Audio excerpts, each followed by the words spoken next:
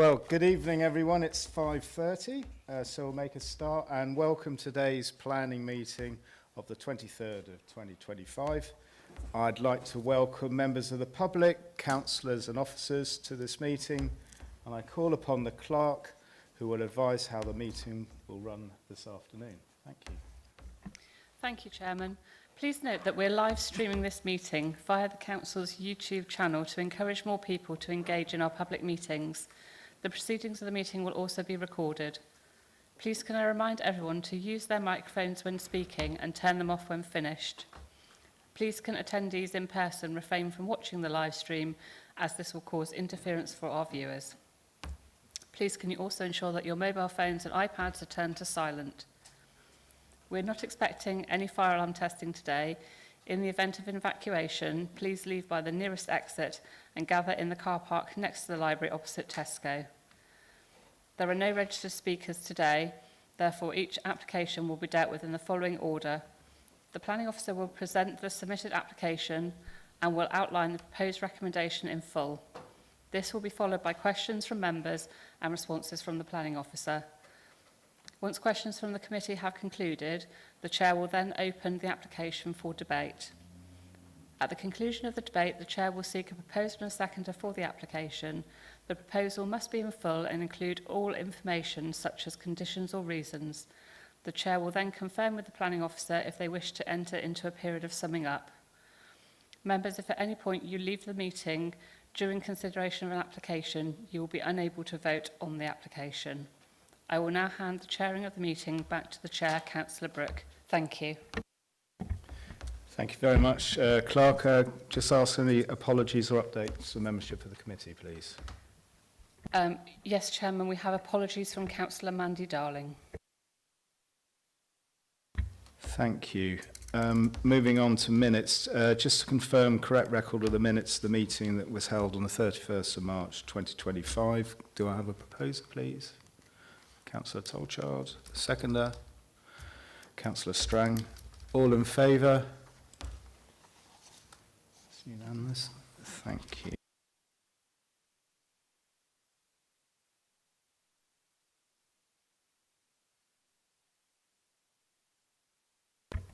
Moving on to declarations of interest. Do any members of the Planning Committee have any pecuniary or non-pecuniary interest on the item on today's agenda? Please, can you raise your hand? Thank you. And then same question to the officers on the items today. Thank you very much. Looking at urgent items, do we have any urgent items, please? No, Chairman. Thank you. Well, that moves nicely on to item 5, which is to consider an application for Unit 12 to 12A Torbay Trading Estate found on New Road, Brixham, planning application P/2024/0311. I understand there are no registered speakers for this item, so I therefore ask Emily Elliott to introduce the application. Thank you. Thank you, Chair. Good evening, members. In terms of update, I have one for you before I begin. In terms of the recommendation, the committee report is approval subject to a number of criteria. The recommendation instead will be minded to approve to enable the consultation period and the notice period to conclude following re-advertisement and the notice period. So that's on the slides at the end, and I can pass on minutes as well. Thank you. So before you is an application for the redevelopment of the former Jewson site, consisting of the demolition of the existing commercial building and the construction of a flatted development to comprise of 17 two-bedroom flats at units 12, 12A, New Road in Brixham. So just to familiarise ourselves from where we were earlier, the application site's outlined in red. We have residential to the left-hand side, and a bit further beyond that we're all very familiar with is the Sainsbury's petrol station. New Road runs along the top of the application site.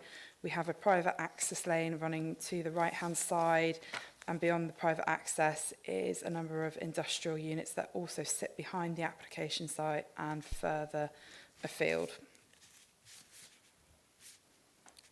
We now move on to the aerial map. So the application site is located to the southern side of New Road, and the building has been extended over the years, as we saw when we walked up the access track earlier. The site forms part of a larger form of paint manufacturing facility. The western flank has a large dominating wall to separate the frontages of the application site with the adjacent residential use. The application site is located approximately 300 metres to the west of the designated Brixham town centre, but is within an established area of mixed commercial and residential use. Residential properties are to the north and west of the application site, whilst commercial businesses are to the east and south of the application site. The site is allocated in the neighbourhood plan as a housing site for 20 units. The site is within the sustenance zone and landscape connectivity zone associated with the South Hams Special Area of Conservation. The site is partially designated as Flood Zone 3, and the remainder of the application site is designated as Flood Zone 1 and within a critical drainage area. And the application site is adjacent to the Brixham Town Conservation Area and within 15 metres of Grade 2 listed building. We now move on to the existing layout. So there's an existing vehicular and pedestrian access from New Road. That's where we met this morning, where my laser marker is. And there is a secondary access, as we saw when we went up the private access lane, approximately shown here. Moving to the floor plans, as we saw today, the site is currently occupied by a tenant, and we saw to the first floor level, it appears to be somewhat storage. Before you now are the existing elevations. So the existing building has been extended and adapted over the years, which detracts from its original Art Deco style facade. And we now move through to the sections. So in terms of the top section, it shows east to west. So over here, we've got the industrial buildings that we saw today. This would be towards the frontage of the site, and then the residential over to the other side of the application site. The bottom section is showing south to north. The commercial unit higher than the application site is up here on the left. And then we have New Road over here. There's the large existing orange retaining wall that we all saw today, and then residential beyond. The proposed layout. So the proposal includes 12 unallocated parking spaces. On this layout plan, you can see 4 within the frontage and some landscaping. It also shows the access, which can get the whole way around the back of the application site. In terms of floor plans, the ground floor is parking, bicycle and bin storage. So we've got the remaining 8 spaces within the built form. Bicycle storage over here. And then we have stairwells and lifts in this location. And then we have bin storage over here. The first and second floors both have 6 flats on each floor. And the third floor has 5 flats on the top storey. This is the proposed north elevation, so this is the elevation you would see when travelling along New Road. The proposed elevational drawings are showing marked up versions to show the difference in materials. The elevation is stepped back, as I explained earlier, so the ground floor is what's immediately from the parking area, and then it steps back to the first and second floor, and then it steps back again onto the third floor. The proposed building will have an approximate height of 13 to 13.5 metres. Please note there was a typographical error in my committee report that said 12.5, so just to say, and on site today I marked it up 13 to 13.5, and we can see that from the topography of the road in this elevation. The approximate width of the building would be 22 metres, and the proposed materials include recessed colour render panels reflecting the site's history as a former paintworks, so that's below. The glazing is above, and then the coloured panels would be below where my laser marker is showing you. The proposed eastern elevation would have an approximate depth of 27.6 metres. This elevation is what can be seen when travelling along the private access road. And then today, when we were there at this top bit, was where that secondary vehicular access point was. The material palette includes a stone-clad plinth to the ground floor, a white rendered finish to the first and second floors, and a hung slate cladding to the third floor. And then this would be the southern elevation, so the rear elevation of the building, with a number of balconies also to the rear. There's recommendations for some privacy screens on this elevation, as I explained today at our site visit. And then this is the proposed western elevation. So this is adjacent to the residential dwellings along New Road. The proposal has been carefully revised to ensure that the privacy of the adjacent neighbours is maintained. The committee report details the recommended planning conditions, including obscure glazing, privacy screens and restrictions on the terraced areas. And then here we have before us proposed sections. So the top section is north to south. The commercial unit higher than the application site, so that's up here. That's the existing retaining wall that we saw glimpses of today on our committee site visit. And then we've got the residential on the opposite side of New Road. And then the bottom section is east to west. Again, the industrial units are to the left-hand side, and then the residential units that we looked at today are to the right-hand side. Here's a couple of site photographs just to remind ourselves what the application site looks like. So we walked along here, and then there's the private access road that we went up today, the large orange retaining wall,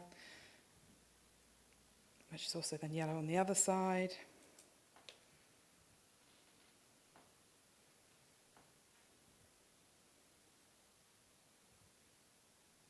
And then that's further up the access road when we looked at that secondary access point.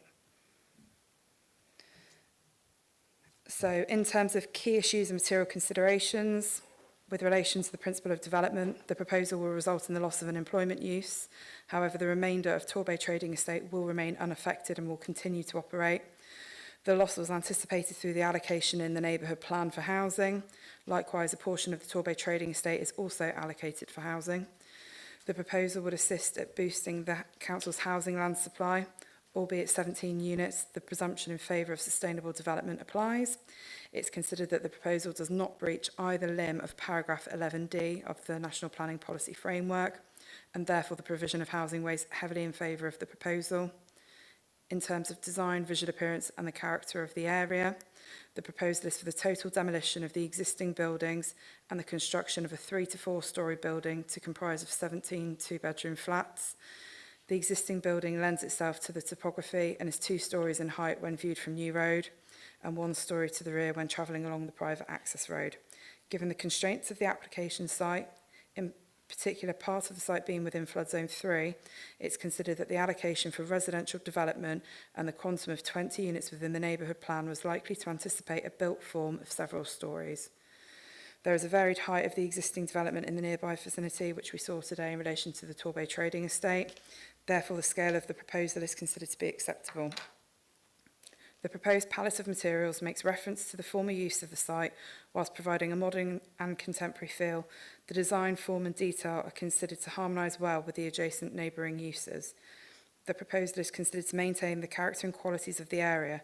Given the proposed siting scale and design, it is considered that it would not result in an unacceptable harm to the character or visual amenities of the locality. Planning conditions are recommended in relation to materials and boundary treatments. In terms of the impact on designated and non-designated heritage assets, the application site is adjacent to the Brixham Town Conservation Area and within 15 metres of a Grade 2 listed building. The Council's Principal Historic Environment Officer has verbally confirmed that the proposed development would have a neutral impact on the Brixham Town Conservation Area and the setting of the Grade 2 listed building. Now turning to residential amenity, the proposed flats are considered to provide a good quality internal environment for future occupiers in terms of internal floor space and with habitable rooms served by adequate light and outlook. The agent of change is an important consideration, however such would have been considered during the neighbourhood plan allocation.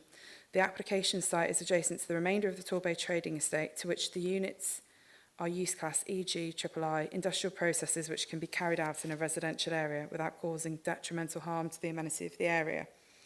It should be noted that there are many uses within Brixham that alongside residential development, and the existing Torbay Trading Estate, including the application site, is adjacent to residential development. The Council's Senior Environmental Health Officer has raised no objection to the proposal subject to planning conditions recommending for acoustic insulation and ventilation plans as well as plant noise. The proposal provides some opportunities for outdoor amenity space, however the site is within close proximity to public open spaces and the deficit is considered to be acceptable.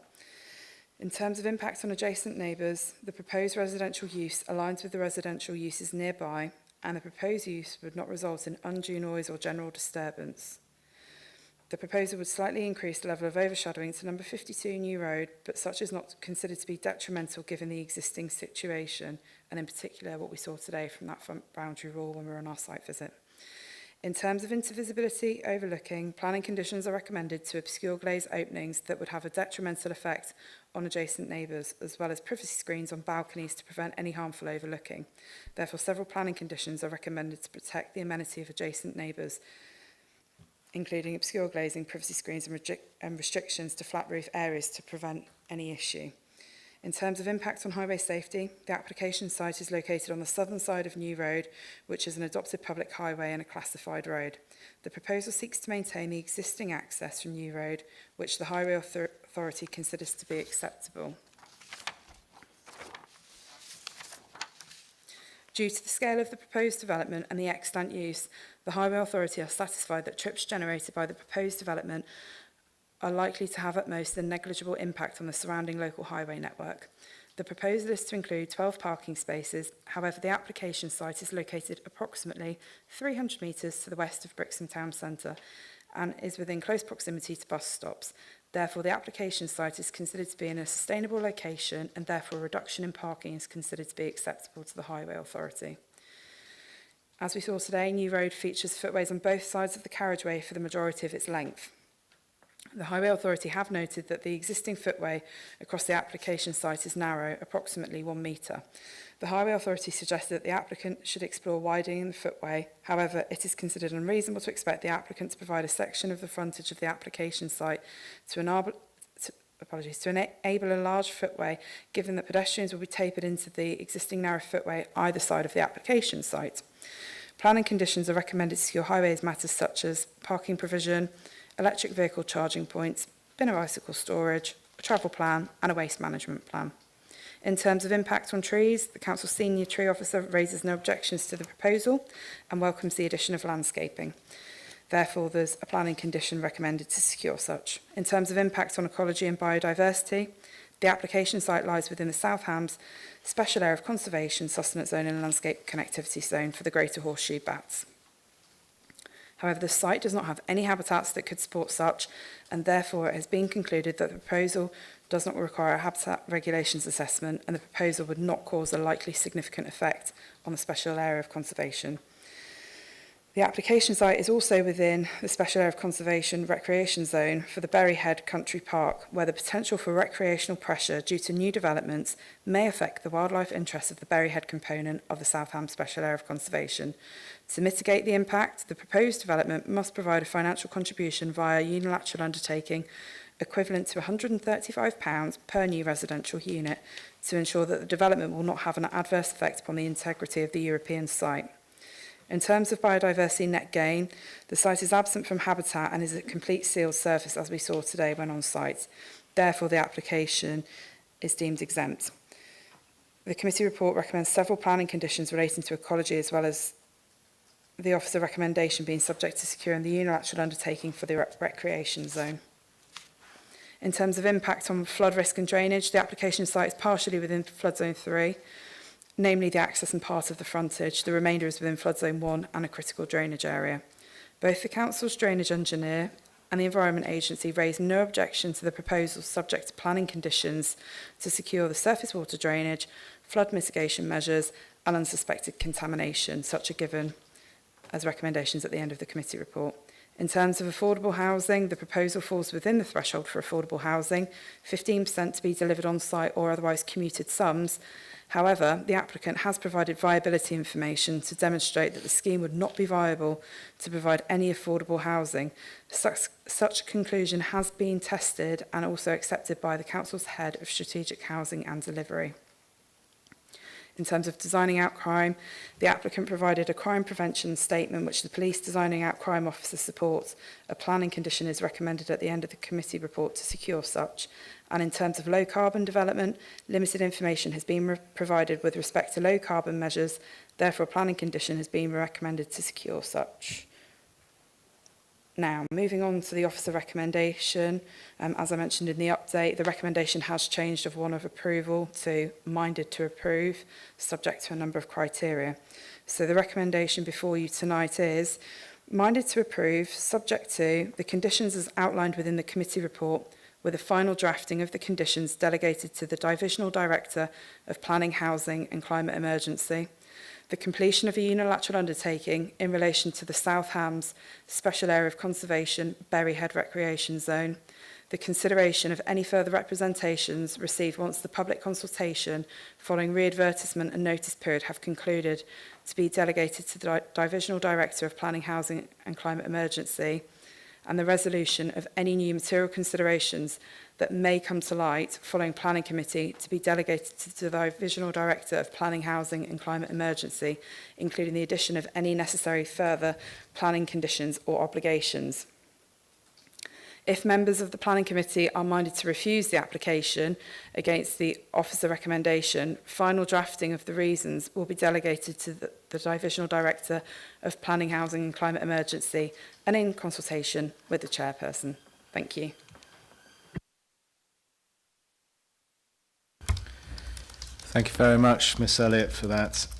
Committee members, I now invite questions from you to the planning officer.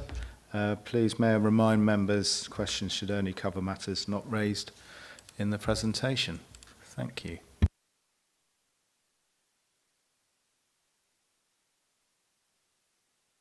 Councillor Strang. Thank you, Emily, for your presentation. Very useful and helpful. I'm going to re-ask a question that I asked on site earlier. Having read the objections from number 52 next door to the application site, could you just explain what you explained to me about the balconies that potentially overlook the property there, please? Yeah, sure. Thank you, Councillor Strang. So if I just go back a couple of slides in my presentation, just to pull up the elevational drawing. So this is the one that would be opposing number 52 New Road. So before you at the, well, technically the second and the third floor, because the ground floor down here is the parking. So the second and the third floor originally were proposed to have some balconies. Officers had concerns of the potential to overlook, because if I go back to the aerial imagery and we just, we'll have to, oh, actually that one will do. There's the proposed layout. So there's the balconies and then the rear amenity spaces of the terrace of houses and then the front gardens of the residential behind. There were concerns of intervisibility and overlooking. So planning conditions are recommended that the proposed second and third floor terraces on that elevation are for maintenance and cleaning purposes only. And then the balustrading, instead of it being clear glazing, will be obscurely glazed too, just to make sure that the privacy of the existing occupiers are protected. And then further to that, on the, if I just go on to the floor plans, those units, so it's marked up on the plans that they're only for maintenance purposes.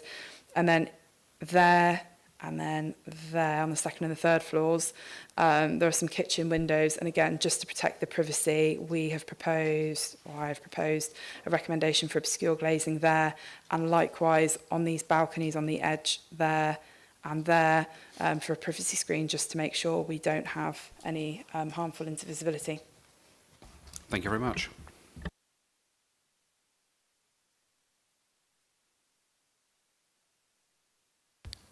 Any other questions, colleagues? Councillor Billings. Thank you, Emily, for the presentation. We saw on site the adjacent to the residential property to the right-hand side as you were looking into the site viewed from the road, that there was a large wall, and that large wall also continued along the boundary. I wasn't able to find from the submitted documents any detail around that treatment that showed us exactly how that was to be dealt with, particularly, say, alongside the garage where the wall is quite high. How do you think that's best dealt with going forwards, please? Thank you, Councillor Billings. I would suggest that the boundary treatments condition is amended to include any associated retaining structures.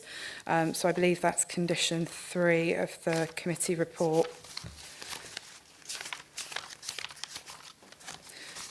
So I propose that the condition is amended to say, notwithstanding the approved plans, prior to the first occupation of the development hereby approved, a scheme of boundary treatment, including associated retaining structures, shall be fully installed in accordance with details which shall previously have been submitted to and approved in writing by the local planning authority.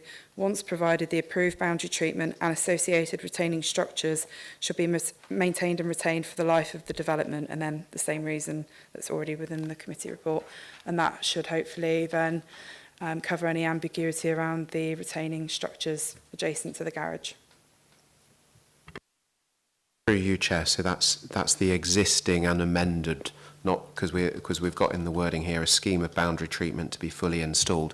I see. So it's the existing as well as any new. That would cover that. Yeah. Yes. Thank you. Thanks, Chair.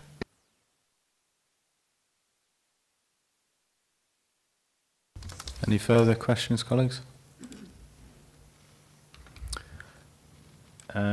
Members, any questions you'd like to cover that not covered by the officer's report or presentation? No? All right.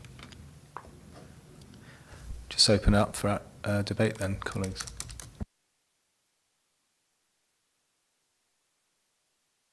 Councillor Penny. Just to say, unless anything comes out in debate, I can't see anything that would see me not supporting this application. That's what I'll say. Thank you. Councillor Fox. Again, thank you for the presentation earlier on. Very supportive of a change in this area. The area is crying out for a change.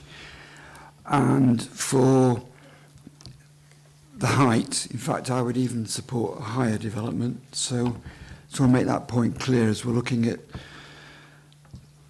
sites, because we're desperate for housing within Torbay. In areas like this, I think we could go up slightly higher. I mean, that's slightly off the point, but maybe for future consideration in the local plan. On the noise from Environmental Health, their report, that we are talking about the noise generated by the proposed plants, and we had that confirmed earlier on in our briefing. So on that understanding, I'm happy with it. Frustrated about the lack of affordable housing, but I understand the economic viability reasons and the views of our officers is that in fact it's not viable. So on that grounds I go along with it.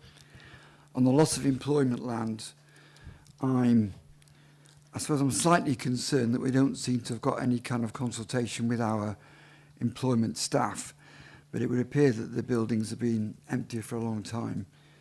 And it wouldn't appear as if there's any kind of marketable pressure there for employment. And I accept the points you've made on glazing and overlooking points. So I'm happy with the application.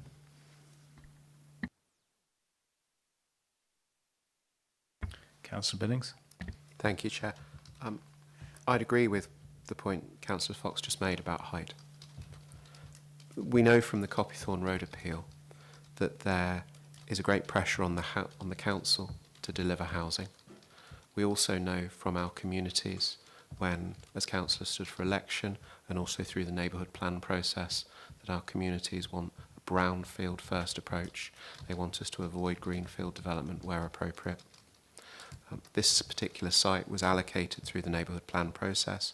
It was allocated for 20. We've got here a proposal for 17. There's narrative in the neighbourhood plan that makes it preferential for this to be affordable housing. We've got evidence to show from the applicant that that wasn't achievable or viable, and the council's also trying through its hotels to homes initiative to try to address that need. What we've got here is therefore a development that if we're going to respond to what the community has asked us to do, which is brownfield first, has got to be the sort of thing as a council that we're supporting.